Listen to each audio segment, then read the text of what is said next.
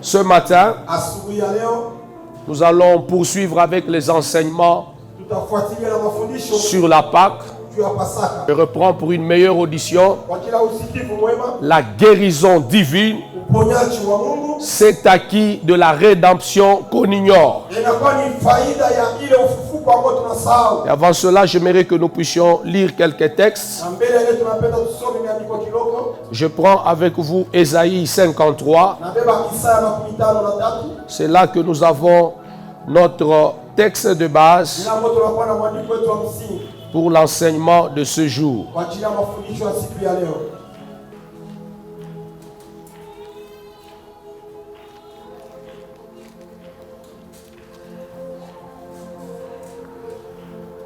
Je vais lire à partir du verset 26. Exode chapitre 15, le verset 26. Nous lisons la parole de Dieu. Alors je disais que nous parlons dans les thèmes la guérison divine, c'est acquis de la rédemption qu'on ignore. Et j'aimerais dire à quelqu'un que c'est parce que tu l'ignores que tu ne le vis pas. Et je voudrais introduire mon message de ce matin en disant que la guérison fait partie du plan de la rédemption de Dieu pour l'humanité. Dieu veut délivrer ton âme du péché autant qu'il veut délivrer ton corps de la maladie. Dieu veut nous délivrer de l'emprise de la mort autant qu'il veut nous délivrer de l'emprise de la maladie. Et j'aimerais dire que l'œuvre de la croix telle qu'elle est accomplie sur la croix par notre Seigneur Jésus-Christ ne traite pas seulement le problème du péché, mais il est aussi question de nos corps qui doivent être guéris par les meurtrissures de Jésus. Trop souvent, lorsque nous parlons de la croix, nous avons tendance à nous focaliser sur la délivrance par rapport au péché. Et pourtant, la croix, au-delà d'être question de la délivrance par rapport au péché, il est aussi question de la guérison que Dieu nous accorde par les meurtrissures de Jésus. Et Ésaïe 53 est une parfaite description de l'œuvre de la croix. Je voudrais dire en passant que le prophète Ésaïe, c'est l'un des prophètes qui a décrit avec le plus de précision l'œuvre rédemptrice de notre Seigneur Jésus-Christ. Bien qu'il ait vécu 7 siècles avant Jésus, les précisions qu'il évoque sur le Messie et autour de son œuvre, ce sont des précisions sans équivoque. Je vais vous donner rapidement quelques prophéties qu'il a données sur les Messies. Ésaïe chapitre 7, le verset 14.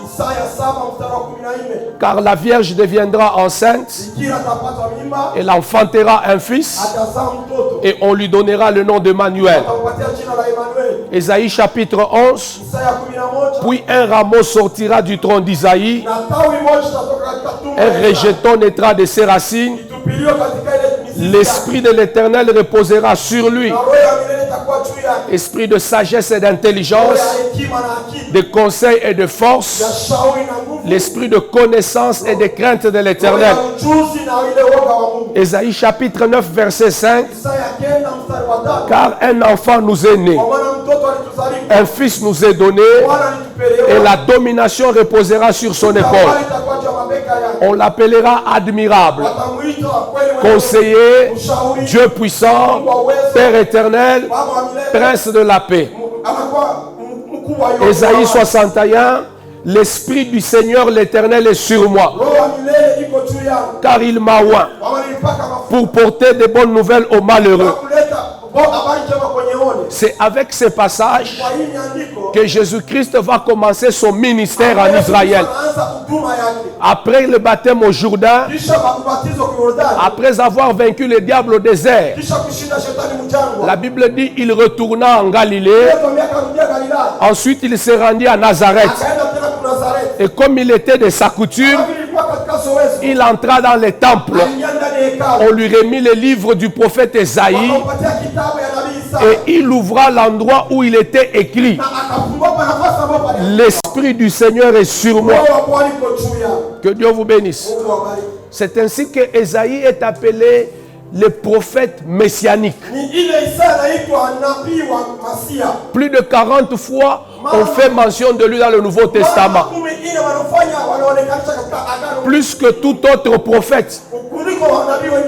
Il a tellement parlé du Messie que certains théologiens ont été poussés à appeler le livre d'Isaïe le 5e évangile.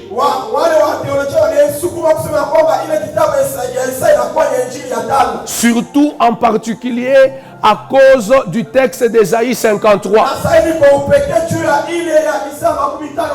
Le texte qui nous intéresse le plus ce matin, où il dit: qui a cru à ce qui nous a été annoncé?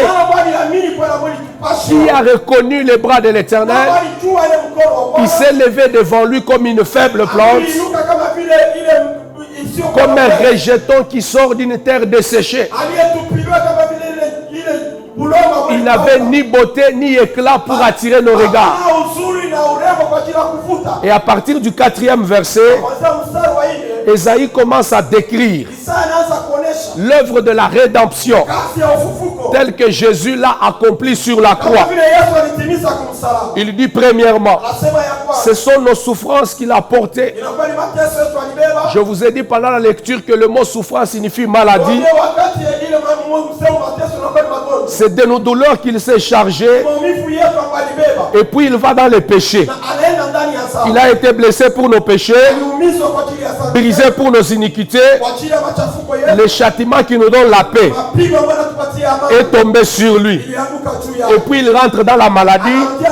C'est par ces meurtrissures que nous avons été guéris. Donc vous allez vous rendre compte qu'il est autant question de la maladie qu'il est autant question du péché. La rédemption, c'est autant être libéré du péché, mais c'est aussi autant être libéré de la maladie.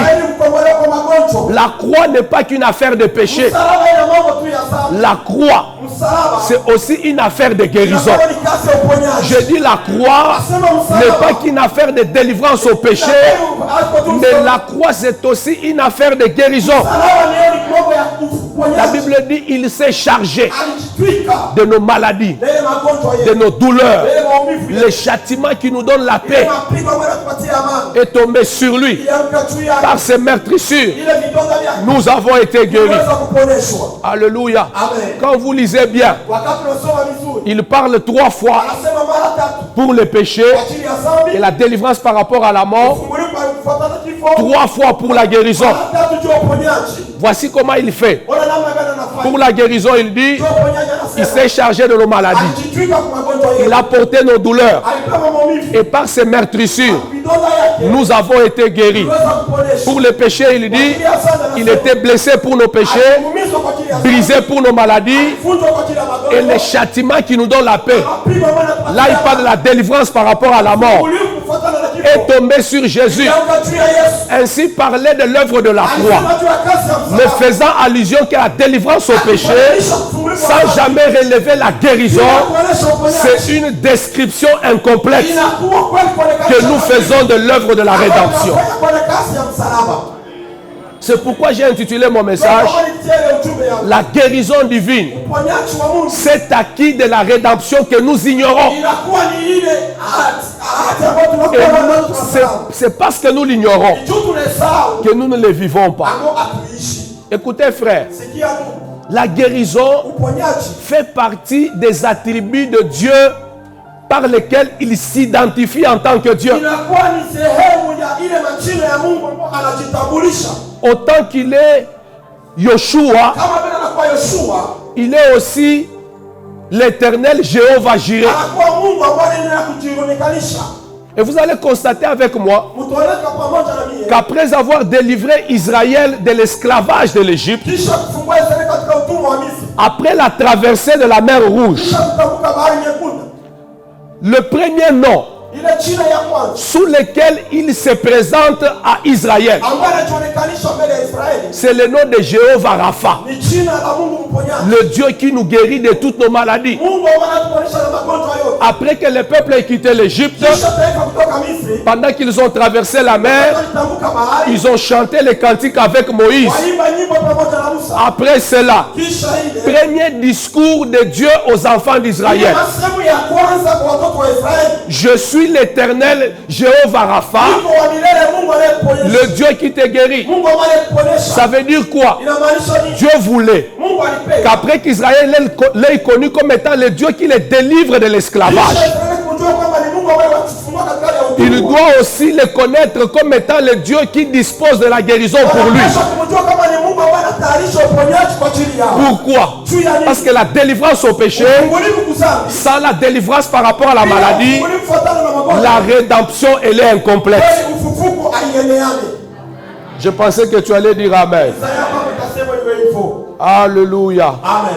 Vous allez vous rendre compte que lorsque vous observez le ministère de Jésus, Jésus lui-même n'a jamais dissocié son ministère avec la guérison. Lorsqu'il fait la lecture dans le temple, Luc chapitre 4 verset 18, il commence à décliner les activités de sa mission sur la terre. Il dit: l'Esprit m'a oint. Premièrement, pour annoncer la bonne nouvelle aux pauvres. Deuxièmement, guérir ceux qui ont le cœur brisé.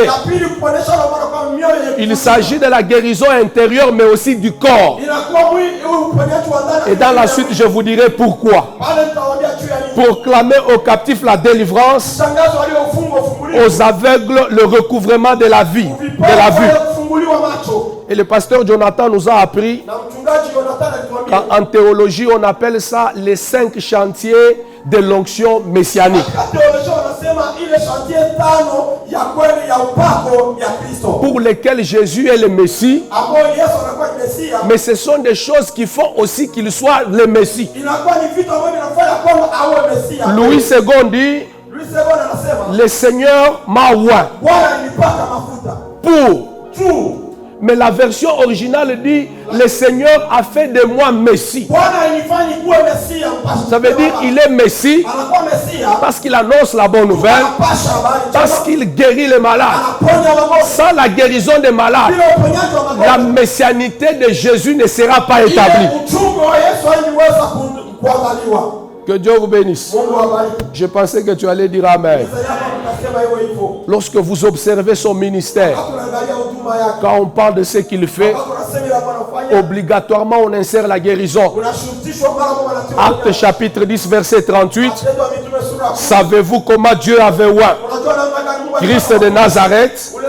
Il allait de lieu en lieu, faisant du bien aux hommes, guérissant tout ce qui était sous l'emprise de Satan.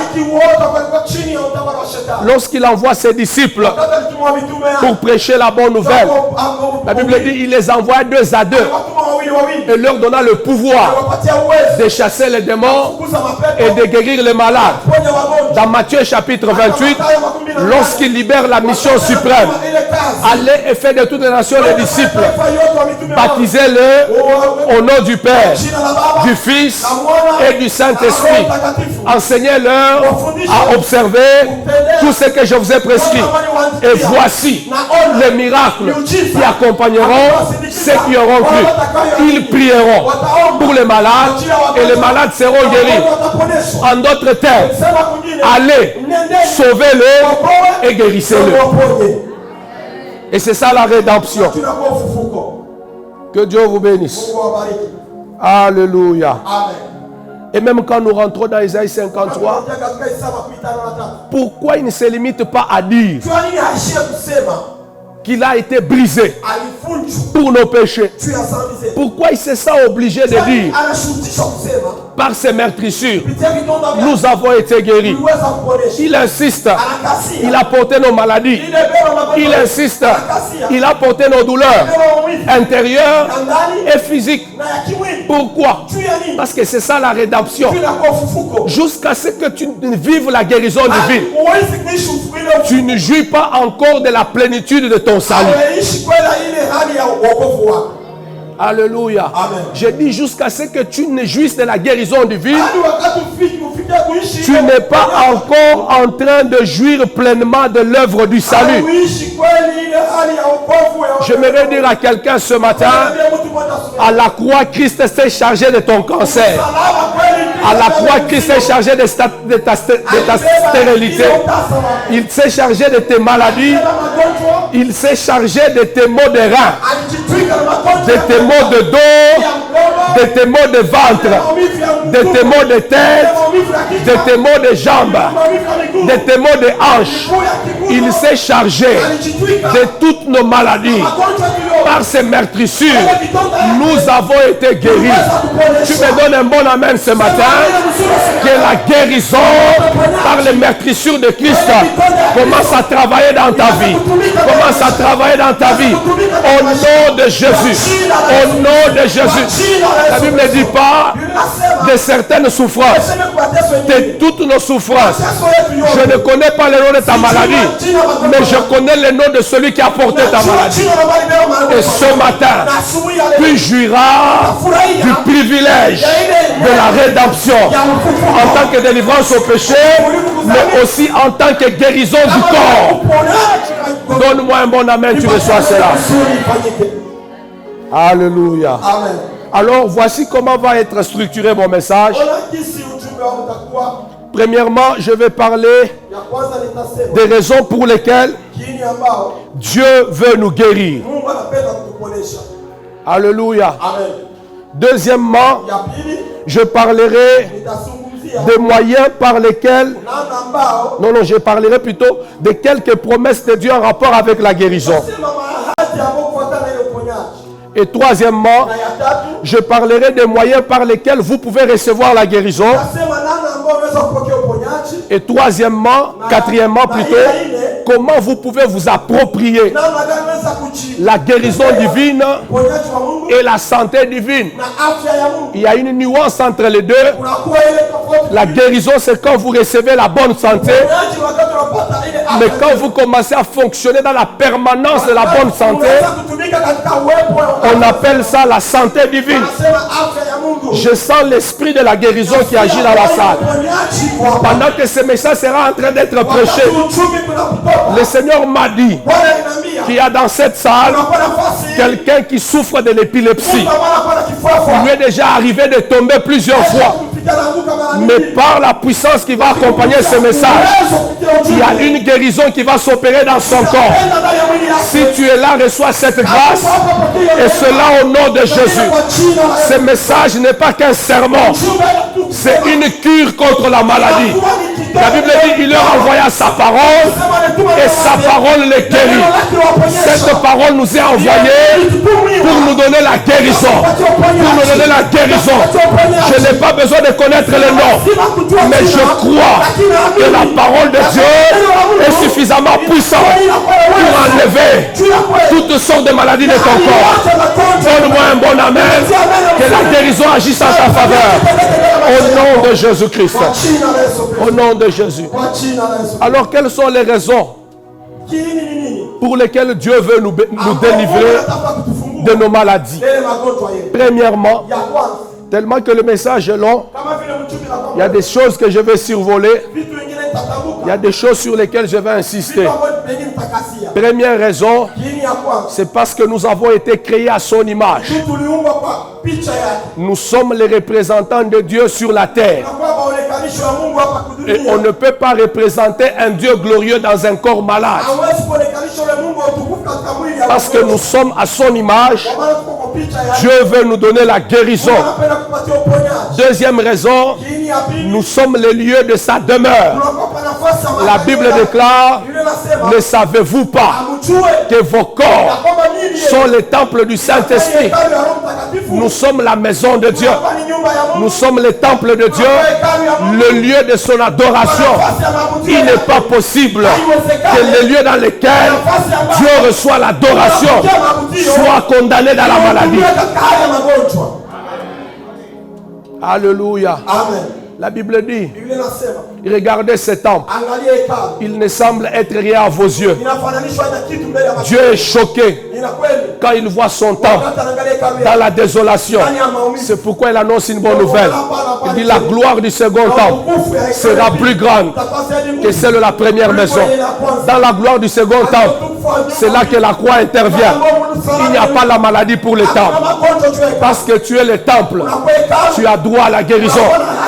Troisième raison pour laquelle Dieu veut nous guérir, la bonne santé nous valide pour les services. Alléluia.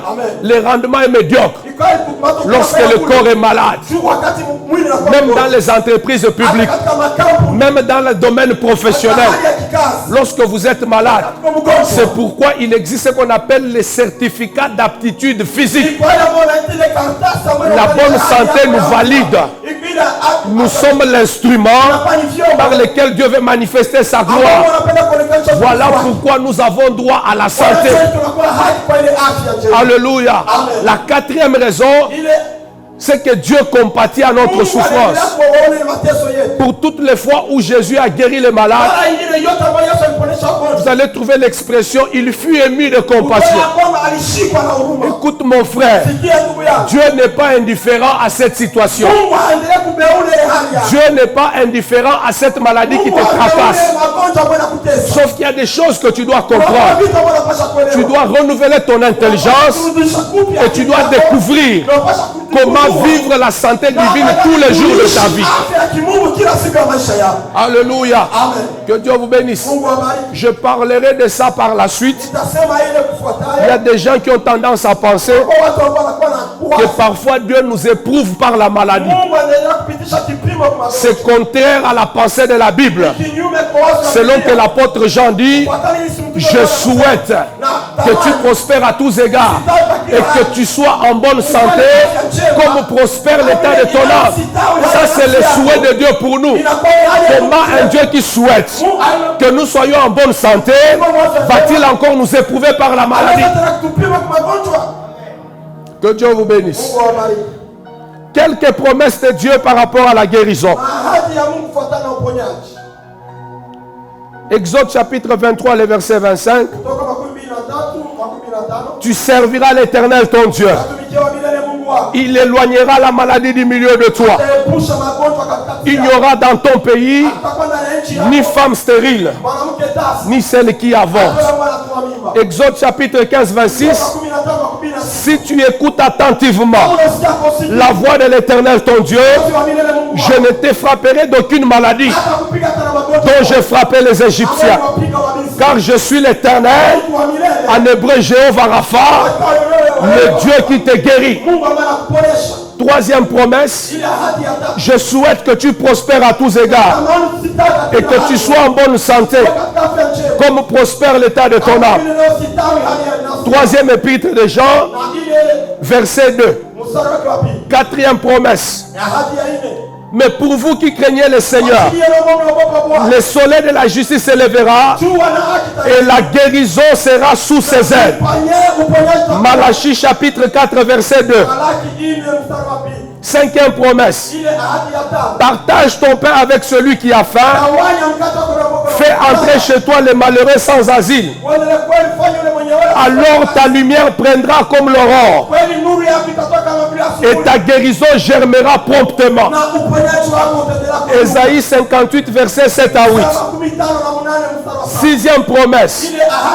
Voici je te donnerai la guérison et la bonne santé. Je vous guérirai. Je vous ouvrirai une source abondante de paix et de fidélité. Septième promesse. Heureux celui qui s'intéresse aux pauvres. L'Éternel les soutient dans son lit de douleur et les soulage de toutes ses maladies. Psaume 41, verset 2 à 4. 8e promesse. Mon âme bénit l'Éternel et n'oublie aucun de ses bienfaits. Celui qui pardonne toutes tes iniquités et qui te guérit de toutes tes maladies. 9e promesse. Confessez donc vos péchés les uns aux autres afin que vous soyez guéris. Jacques chapitre 5 verset 16. 10e promesse. La liste n'est pas exhaustive. C'est extraordinaire. Les promesses de Dieu pour la guérison. C'est parce que tu ne les connais pas que tu acceptes de vivre dans la maladie. La Bible dit, vous connaîtrez la vérité et la vérité vous rendra libre. Ce matin, à cause de la vérité, la parole de Dieu, même sans la prière, la maladie va commencer à quitter. Écoutez frère, la Bible déclare, tout ce qui les touchait était guéri. Jésus est encore présent au travers de sa parole. À l'époque, il marchait avec une tunique, mais aujourd'hui, il marche dans cette Bible. Si tu les touches, tu peux aussi être guéri. Il est possible que tous les malades qui sont enseignés ce matin sortent de cet endroit guéri. À ta façon de dire amen me choque. Je dis qu'il est possible que tous les malades qui sont enseignés repartent de cet endroit guéri. Recevez cela au nom de Jésus. Soyez guéris au nom de Jésus. Vivez la guérison au nom de Jésus. Parce que c'est votre héritage. Dans le Seigneur Jésus. Dans le Seigneur Jésus. Recevez la guérison. Recevez la guérison. Par ces meurtrissures, nous avons été guéris. J'aime ce temps. Il est au passé. C'est déjà accompli. Alléluia. Que Dieu vous bénisse. Troisième raison. Pas troisième raison. Troisième point. Le moyen par lequel Dieu nous administre la guérison. C'est vrai que le fondement principal, c'est l'œuvre de la croix. Mais voici comment les choses se passent. Premier moyen, c'est la prière. Si quelqu'un est malade, qu'il appelle les anciens de l'église, qui prient pour lui en loignant d'huile, et la prière de la foi guérira le malade. Alléluia. Là où il y a la prière, la guérison agit. Deuxième moyen, c'est l'écoute de la parole de Dieu. Psaume 107, verset 20, il leur envoya sa parole et sa parole est guérie. Troisième moyen, l'imposition des mains. Voici les miracles qui accompagneront ceux qui auront cru. Ils imposeraient les mains aux malades et les malades seront guéris. Quatrième moyen, il y a l'utilisation des mystères de royaume, parmi lesquels il y a l'onction d'huile, il y a la Sainte Seine. On peut aussi citer le lavage de pieds. L'apôtre Paul dit ceci quelque part, je pense que c'est dans 1 Corinthiens chapitre 11, il dit, parce que vous mangez la table du Seigneur indignement, il y a des maladies au milieu de vous et beaucoup d'infirmités. C'est vrai que Paul est en train de condamner le fait de manger indignement la table du Seigneur. Mais ce verset montre clairement qu'il existe un lien étroit entre la Sainte Seine, la manière de la célébrer et votre état de santé.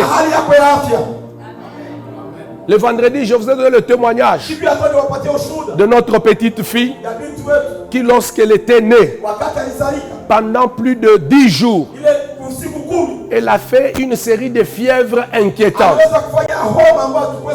À telle enseigne que le médecin était même inquiet. Et par le mystère de la Sainte Seine, nous avons expérimenté sa délivrance. Dieu l'a guéri et Dieu l'a restauré. Alléluia. L'onction d'huile. Parfois nous utilisons ça. C'est la seule chose où nous avons le droit d'en faire une doctrine. Ça veut dire que nous pouvons l'utiliser régulièrement. Parce qu'il y a un support. La Bible dit, priez pour les malades en loignant d'huile. Et la prière de la foi guérira les malades. Il y a aussi le lavage de pieds. Quelqu'un peut avoir piétiné des choses qui sont à la base de sa maladie. Et le Seigneur vous dit, faites le lavage de pieds. Derrière chaque mystère du royaume, il y a une puissance de la guérison. Que Dieu vous bénisse. Alors je vais terminer. Et c'est là que je vais le plus insister.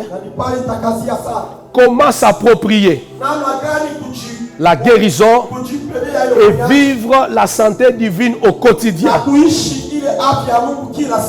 Premièrement, vous devez recevoir la révélation de la place de la guérison dans l'œuvre du salut. Écoute frère, comme je venais de le dire au début, la rédemption, ce n'est pas que le péché. Ce n'est pas qu'être délivré de la mort. Mais c'est aussi le droit à la guérison. Écoutez mon frère, la guérison c'est votre droit de naissance dans le royaume de Dieu. Vous devez revendiquer ça. Parce que Jésus a payé les prix nécessaires. Lorsque les gens pensent que, lorsque Esaïe dit par exemple qu'il n'avait ni beauté ni éclat pour attirer les regards, j'ai entendu des gens dire non, Jésus n'était pas beau. Et ils appuient même avec ces versets.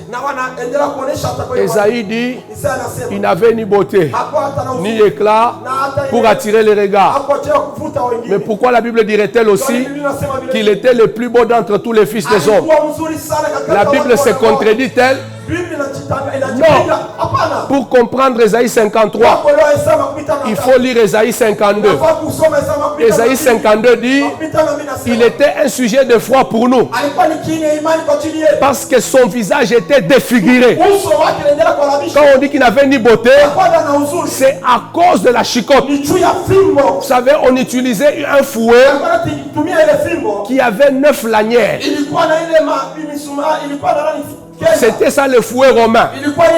Et à l'extrémité de chaque lanière, il y avait des morceaux métalliques. Quand on te frappe, ça t'arrache la chair. On te frappe, ça t'arrache la chair. À cause de cela, son visage était défiguré. C'est pourquoi la Bible dit qu'il n'avait rien pour nous plaire. Pourquoi? Parce qu'il voulait que toi tu sois guéri. Si tu ne comprends pas que la guérison c'est ton droit, c'est que tu admets qu'on a arraché à Jésus la chair en vain. Parce que le sang nous délivre du péché. Le sang qui a coulé quand on a percé son corps était suffisant pour faire la délivrance au péché. Mais pourquoi la flagellation? Pourquoi le fouet? Pourquoi défigurer son visage? Semblable à celui dont on détourne les regards. Jésus avait des plaies partout. On pouvait même voir ses os. On avait tout arraché. C'est pourquoi la Bible dit, homme de douleur, habitué à la souffrance. Cette souffrance, c'était pour que tu reçoives la guérison. C'est inconcevable. Ce n'est pas possible de connaître ces choses et de vivre dans la maladie. La guérison, c'est ton droit dans le royaume. Il a été défiguré. Il a été flagellé. Il a été brisé. Il a été blessé à cause de notre guérison. Reçois la guérison par les meurtrissures. Reçois la guérison par les meurtrissures. Reçois la guérison par les meurtrissures. Reçois la guérison par les meurtrissures. Maman, je ne connais pas la maladie qui agit dans ton corps. Mais de temps en temps, il y a une maladie qui revient régulièrement. Le Seigneur me dit que ce matin, cette maladie ne reviendra plus jamais. Reçois la guérison. Reçois la guérison. Que l'Esprit te touche. Et que désormais, tu jouisses de la guérison. Parce que c'est la composante de ton salut en Jésus. Alléluia. Amen, amen. Tu dois changer. C'est pourquoi la Bible dit, soyez transformés par le renouvellement de votre intelligence. Que Dieu vous bénisse. Deuxième moyen pour s'approprier, c'est que tu dois te libérer des faux enseignements. Le premier, je l'ai évoqué, où on vous dit, c'est la volonté de Dieu. Peut-être que je vis ce que je vis parce que Dieu me prouve. Non, frère, je souhaite que tu prospères à tous égards. Peut-être qu'on t'a enseigné comme ça. Cet enseignement te maintient dans la maladie. Deuxième faux enseignement, on vous dira que la guérison, c'est seulement dans la compétence de la médecine. Quelqu'un vous dira, mais parce que les médecins sont là, pourquoi ne pas aller seulement là-bas? Ils ont des niveaux d'incompétence. Mais je vous donne une révélation. Le mot Jéhovah Rapha, le mot Rapha là, c'est le même mot qui a traduit médecin dans la Bible. Donc Dieu en tant que Jéhovah Rapha, il est aussi médecin. Alléluia. En d'autres termes, il disait à Israël, je suis l'Éternel, votre médecin, celui qui vous guérit de toutes vos maladies. Dieu est un médecin, médecin spécialiste, médecin qui n'est pas limité. Là où les gynécologues atteignent son niveau d'incompétence, les médecins Dieu peut aller au-delà. Là où les chirurgiens se retrouvent limités, là où les cardiologues ne comprennent rien à ta maladie, il y a un médecin qui s'appelle Jéhovah Rapha, l'Éternel votre médecin, le Dieu qui vous guérit. Ça veut dire quoi? Il n'y a pas que moi qui est l'hôpital, il n'y a pas que méthodiste qui est l'hôpital, même l'église est un hôpital où les spécialistes s'appellent Jéhovah Rapha, le médecin qui nous guérit de toutes nos maladies. Change ta conception. C'est possible d'être guéri à l'église. C'est possible d'être guéri à l'église. J'ai dit c'est possible d'être guéri à l'église. D'être guéri à l'église. D'être guéri à l'église. Je donne un témoignage. Ma soeur qui est en Belgique m'a appelé il y a quelques jours.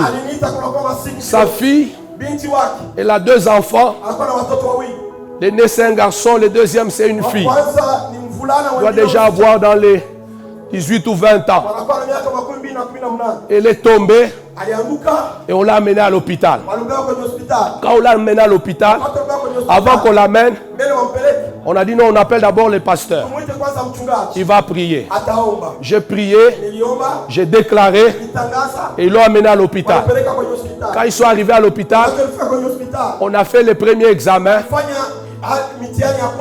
Et comme ils ont des appareils sophistiqués, on dit non, non, il y a un virus qui est entré dans son corps et qui a touché le cœur.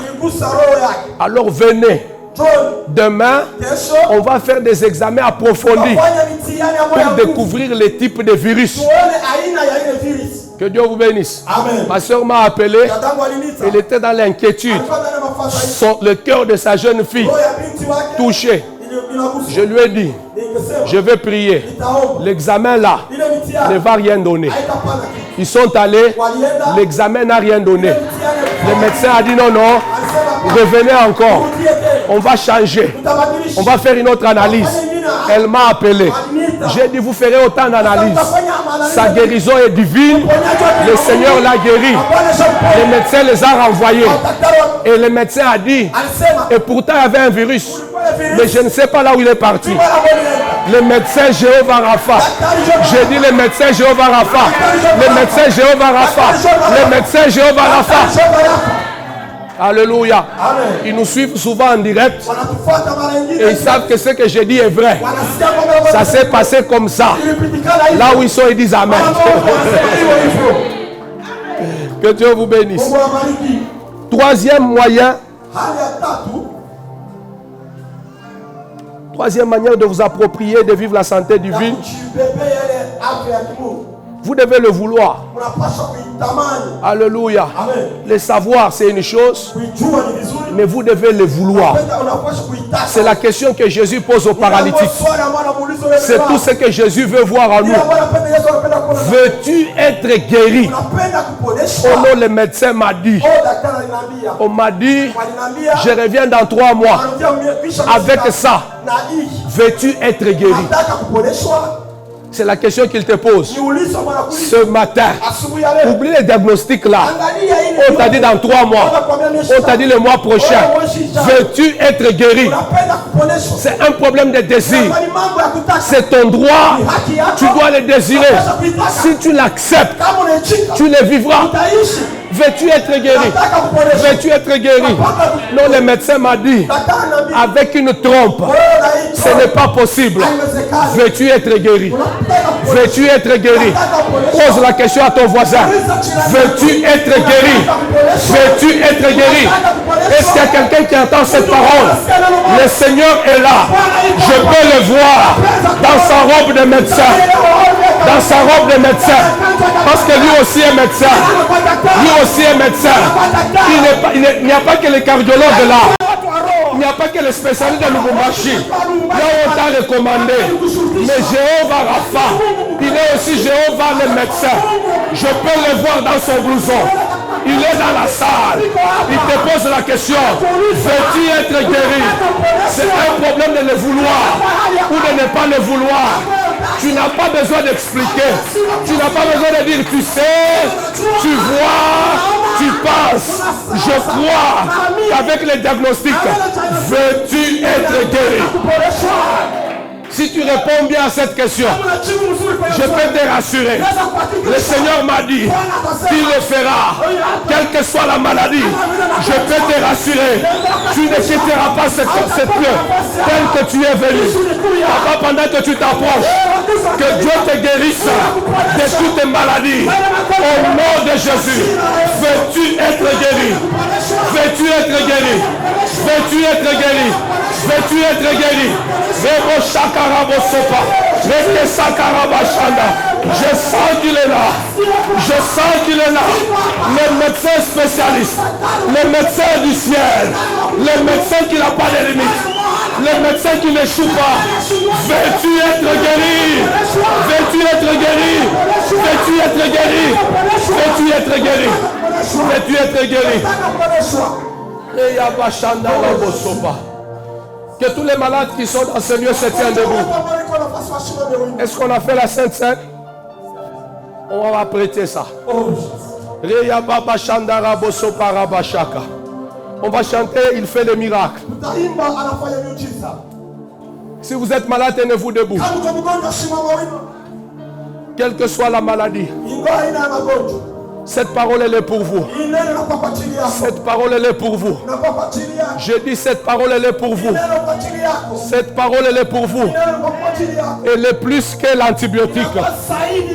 Elle est plus que la perfusion.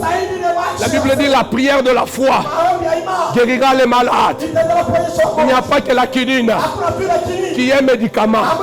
Même la prière de la foi, c'est toute une cure.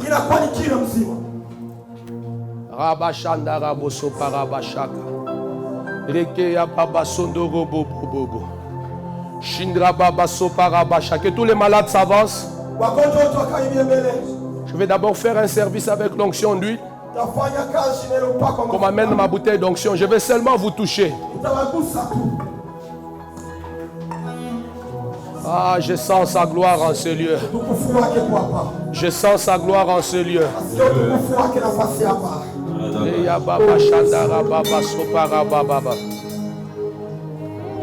Après ça, vous allez faire Kibabawa. Shindra baba sopara baba shakara baba baba baba. Shindra bosoporo bobo bobo. Zekere ya baba sondoro bobo sopara bashaka. Reke ya baba shindere bobo bobo bobo. Shindra baba sopara baba. Soporo bobo bobo. Je t'adore. Je t'adore. Et là, sois concentré. Sois concentré, tes mains légèrement levées. Leya baba shandara bosopa. Reke bobo shinde de bobo sopa rabashaka. Reke sopa rababa.